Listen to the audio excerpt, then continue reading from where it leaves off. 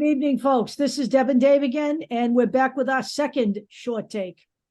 And tonight we're going to talk about transgender issues, which are not political issues until someone makes them political issues.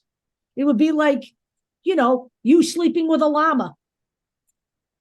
That's what you do in your own bed. I don't really care as long as I don't have to watch it. But frankly, these are not political issues. They are being made political issues for political gain. Right. So let's get real about this. Here's Dave. And that includes sodomy laws. I've seen laws about potentially about masturbation. How are you going to enforce that? Pornography, prostitution. It's people's business. Okay. It's other people. It's not my business what you do. The only thing about pornography is kids. No kids. That has to be like that. There has to be a way to watch that. That can't happen. Not to get in the weeds, but it should be unionized. Prostitution should be unionized. Okay, so that there is not abuse. That's the big part of it. There's drugs involved. There's abuse involved. There's all sorts of stuff, and you have people who get into it who are destitute, homeless, whatever, and are desperate.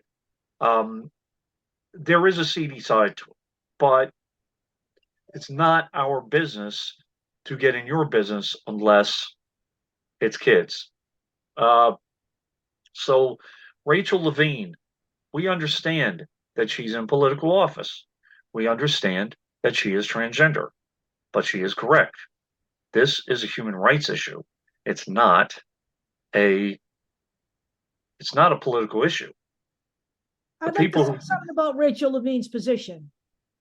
She is in a healthcare issue, a healthcare position. Right. She does not politicize this issue under any circumstance. I've never seen her do that. No. And by the way, I saw some very vile attacks made against her. And you know what? She didn't even politicize it then. She conducted herself with dignity, actually. And she let the other side show how ignorant they were.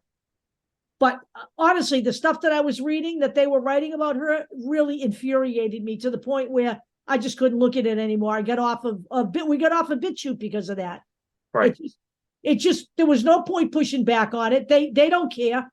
They're transphobes and they're horrible transphobes. And, there was no changing them. They don't change their minds, And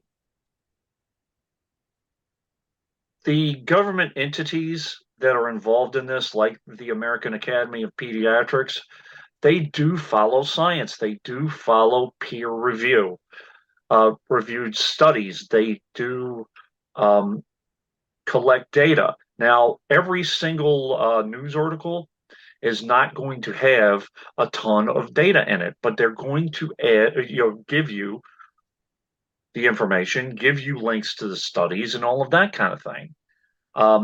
What we're going to be talking about in a minute and on the longer show is when the transgender issue is politicized by the right wing.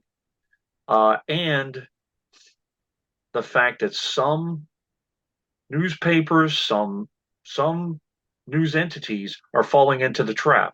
Whether it is malicious or not, it's still a trap, and we still have to tell them you need to stop, even if it's in the guise of opinion.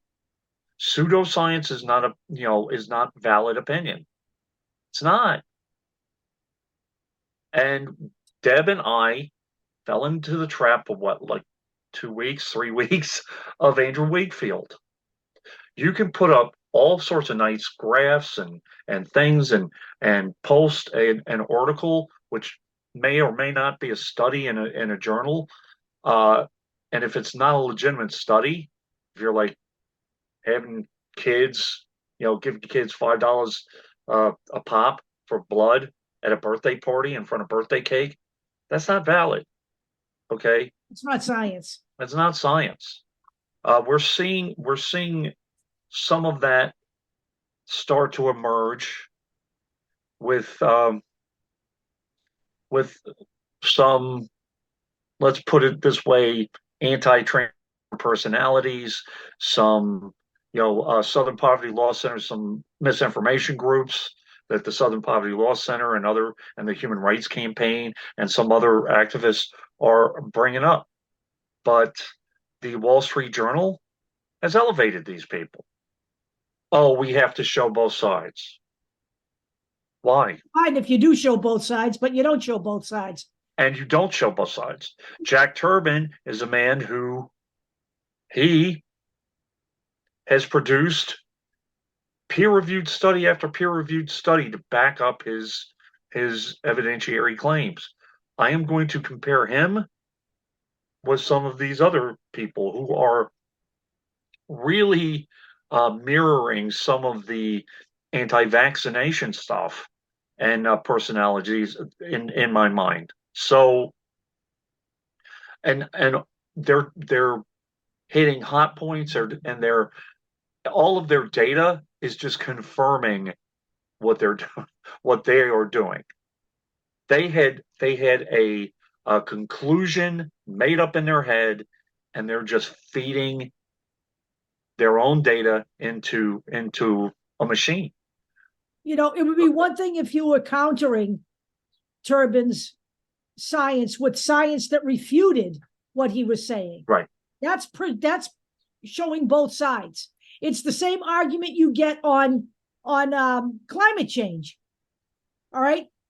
You have climate change deniers who aren't showing you any evidence other than, it happened once 500 million years ago. Yep. It's the same thing. You aren't showing both sides when one side is producing evidence based in science and the other side is going on gut feel and popular opinion. That's really what I will talk a little bit about the scientific evidence gender-based medicine group who has their own website out. They post all this data and stuff and talk about studies in Sweden and Germany or whatever. The thing is, I don't know what their standards are in terms of peer review and those different things. Honestly, I didn't get a chance to do that, but over time, I will look at the validity of those studies myself. However, the Association for the Advancement of Pediatrics, they've pretty much debunked it. And by the way, in order for a study to be legitimized, someone has to be able to replicate it. Correct. That's what Andrew Wakefield didn't do. None of his stuff could be replicated by any outfit or any scientific entity that tried it. Not here and not anywhere overseas. One study does not make a break whether something is accurate or not. It has to be able to be replicated more than one time. Some of these studies are a little difficult to replicate. There's one study from someone in Stanford basically saying that from 5 years old, if someone identifies as transgender, the recidivism rate is generally very low. This was a longitudinal study over a decade. So some of those studies, and you have 300, 400, 500 people involved in that. Some people are going to drop out, pass away, move away, whatever. So, there are a lot of things to consider when you look at a study, and you can't say there's one study out there. Right. Now, the different legitimate scientific organizations out there, what I see is they say, listen, we're continuing to look at the developing data. The other side is basically, this is what it is. We are whistleblowers. We're calling them out. We're doing this, blah, blah, blah. Look at us, that kind of stuff. So, by the way, can I just say something while I got you here? Yeah. This is amazing that I found this article. There's They've done research on the brain. This woman is writing this article and saying you can't just look at what the body looks like when you're talking about transgender people. Right. You have to look at their brain. Right. And it's basically, let me just read this one thing. In the past decade, there has been some fascinating research on the brains of transgender people. What is most remarkable about this work is not that trans women's brains have been found to resemble those of cisgender women, or that trans men brains resemble those of cis men. What the research has found is that the brains of transgendered people are unique, neither male nor female exactly, but something distinct. So these are all of the things that are being looked at. Right. You know, it isn't just about whether you have a penis or whether you have breasts or any other thing. That does not determine solely your gender, is basically what they're saying. It's links to brain function, it's links to other disorders. And just because you're autistic doesn't mean you're going to be transgender. Just because you're transgender doesn't mean you're going to be autistic. And I've heard that crap before too. Right. Okay. So anyway. All right, gang. We'll talk to you on the big show.